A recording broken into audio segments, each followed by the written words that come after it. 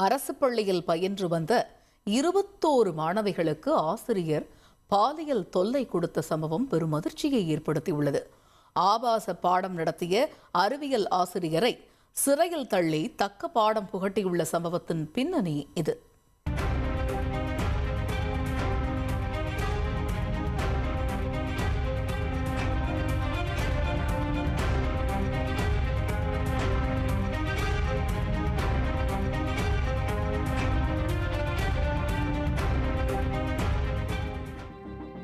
ஒன்றல்ல ரெண்டல்ல 21 மாணவிகளுக்கு பாலியல் தொல்லை கொடுத்த 50 வயது அறிவியல் ஆசிரியர் இவர்தான்.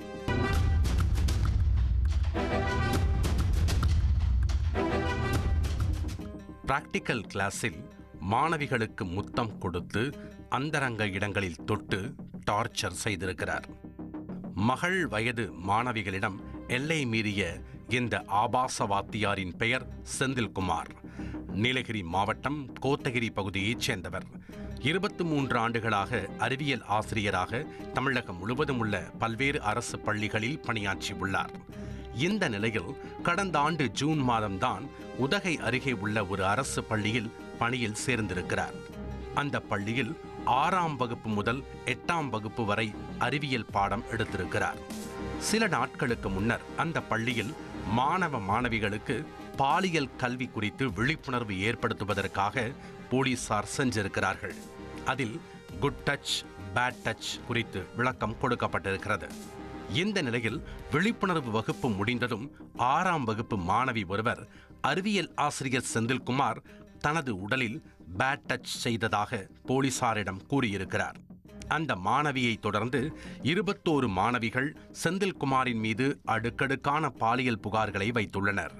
மாணவிகளின் அந்தரங்க பகுதிகளில் தொட்டு அத்துமீறியதாக அனைவரும் கூறியிருக்கிறார்கள். மேலும் பிராக்டிக்கல் கிளாஸில் சில மாணவிகளுக்கு முத்தம் கொடுத்ததாகவும் கூறப்படுகிறது. 21 மாணவிகள் கொடுத்த அதிர்ச்சி புகாரின் அடிப்படையில் போலீசார் உயரதிகாரிகளுக்கும் குழந்தைகள் நலப்பிரிவு அதிகாரிகளுக்கும் தகவல் தெரிவித்தனர். இதன் பேரில் உதகை ஊரக காவல் ஆய்வாளர் விஜயா தலைமையிலான போலீசார் விசாரணை நடத்தி போக்சோ சட்டத்தில் வழக்கு பதிவு செய்து ஆசிரியர் செந்தில்குமாரை கைது செய்தனர். பின்னர் அவரை உதகை மகிழா நீதிமன்ற நீதிபதி முன் ஆஜர்படுத்தி சிறையில் அடைத்தனர். இந்த சம்பவம் பெரும் பரபரப்பை ஏற்படுத்திய நிலையில் அறிவியல் ஆசிரியர் செந்தில்குமாரை சஸ்பெண்ட் செய்து மாவட்ட முதன்மை கல்வி அலுவலர் உத்தரவிட்டார். மேலும் செந்தில்குமார் ஏற்கனவே பணியாற்றிய பள்ளிகளில் இதுபோல் மாணவிகளுக்கு பாலியல் தொந்தரவு கொடுத்துள்ளாரா என்பது குறித்து விசாரிக்க